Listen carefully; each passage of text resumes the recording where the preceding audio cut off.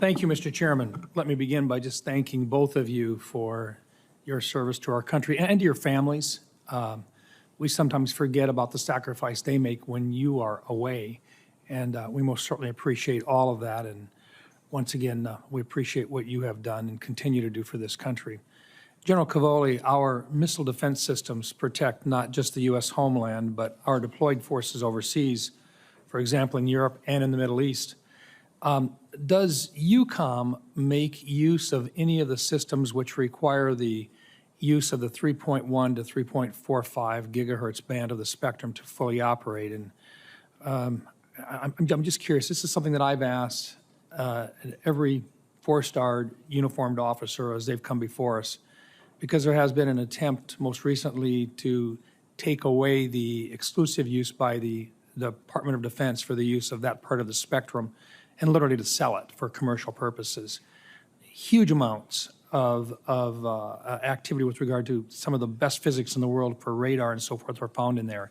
Can you share a little bit about what EUCOM does and whether or not it would impact any of our capabilities in Europe? Yeah, we sure do use it, Senator. We use it principally in our air and missile defense systems, as you pointed out, which are part of the system that protects the United States homeland from ballistic missile attacks. So more than that, I could go into in classified session, but it is a source that would have to be worked out if we lost access to that bandwidth, Yeah. Are you familiar with some of the physics involved in why we picked that particular part for our radars and so forth? I would never volunteer just how familiar I am with physics, but yes, a little bit. Okay. Just with regard to that, I mean, there is a reason why that particular part of the spectrum is being so closely protected by the Department of Defense. Is that fair to say? There is. Thank you. General Cavoli, also, can you describe how the Ukrainian armed forces, as well as their defense industrial base, have evolved over time, and just a little bit in terms of what you've observed? Wow, sure, Senator. So in 2014, I was a one-star commanding our training enterprise in Germany and throughout Europe. And in 2015, I was given the task to help to set up a training center in Western Ukraine for the Ukrainians as a response to the invasion and the annexation of Crimea that had taken place in 2014. At the time, they were, a hand-to-mouth army that was tied in a tight fight in their eastern area and had suffered from 30 years of post-Soviet neglect. They were in tough shape. Between then and 2022, they managed, while maintaining a fight in the east, they managed to convert themselves into the force that was able to stop Russia. This came with a number of important decisions from the United States, specifically an increase in aid and the initiation of lethal aid, the donation of javelins.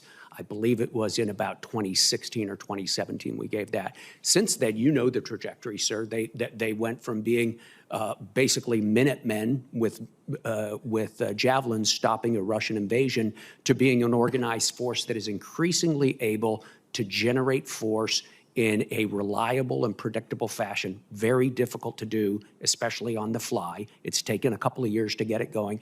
And they've developed a defense industry that is producing many of their own munitions right now. In fact, I would say they're the world leaders in one-way attack drone technology. Interesting. As you've watched this and observed this, you've watched what Russia has done as well. What would be your assessment of how Russia would react to a conflict between the United States and China? I think clearly whatever the United States does in the world, Russia will find a way or will look for a way to turn the situation to its advantage and to seize opportunity. So depending on the exact parameters of a conflict with China, exactly what the conditions were, I would expect Russia to try to take advantage of that either in the information domain or even physically. Would it be fair to say that if we found ourselves in a theater conflict in the Pacific Rim region, highly strong possibility that we'd also find ourselves in a conflict in the European theater as well? Or other theaters as well, yes. Thank you. Thank you. General Langley, I did have questions for you, but I will put them in the record. I thank you for your service as well. Thank you, Mr. Chairman. Thank you very much, Senator